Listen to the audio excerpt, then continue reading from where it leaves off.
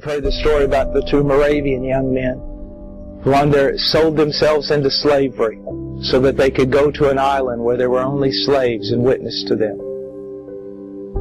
There was no turning back. It wasn't going to be furlough. There was no, I'll come back if I don't like it. They sold themselves to a slave owner so that they could go witness to the slaves that he owned for life. And as they were pulling away from the dock on that boat, and their parents and the church family and everything standing there looking at them,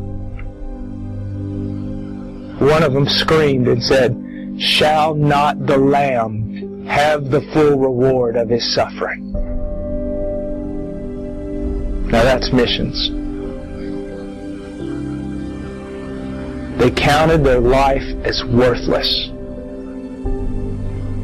so that the Lamb might have the full reward of His sufferings.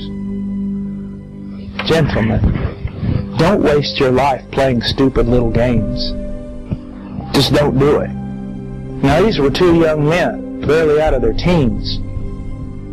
I mean, join them. Join them. And I'll tell you this right now, some of you need to get out of Facebook, you need to get offline, you quit playing with people and talking and writing little things like you were a little girl. You need to become a man, and you need to start doing things that men of God do. This is very important. Don't take your life and compare it to two young men who sell themselves into slavery and then cry out to their weeping family, "Shall not the Lamb have the full reward of His suffering?" Stop all this nonsense. Be men. Act like men. Go out and die for something worth dying for. Go out there and live for something worth living for. It's very important. And give your life for something. Please. Don't waste it. There's a bride to get for Him. There are children of God who have not heard the gospel of their salvation. They're yet to be birthed.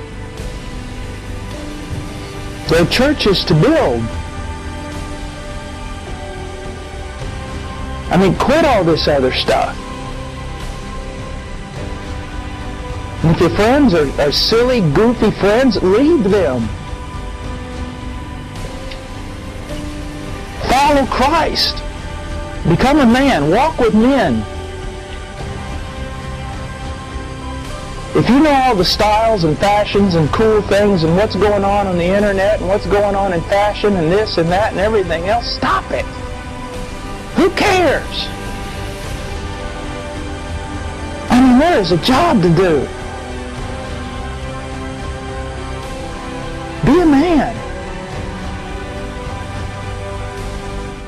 Brethren, it's the fact that there are armies arrayed against us, working this thing so as to bring us down, to contaminate us, and to conform us into something that won't be useful to Christ, something that will be defeated, something that will be ugly, something that will be unclean. Brethren, this is what's happening. There is a darker meaning. There's a world around us that is a real enemy to the soul.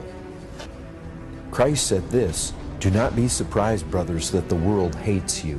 This is a foe that means to do us harm. This is not a foe that hates us and tries to stay as far away from us as possible. This is a foe that is constantly trying to trip us and stain us and mold us into its fashion. So you've got to resist, you've got to fight, and you've got to know that it's for real, and you've got to know it hates you. And it hates you with the kind of hatred that is seeking to destroy you, not stay away from you.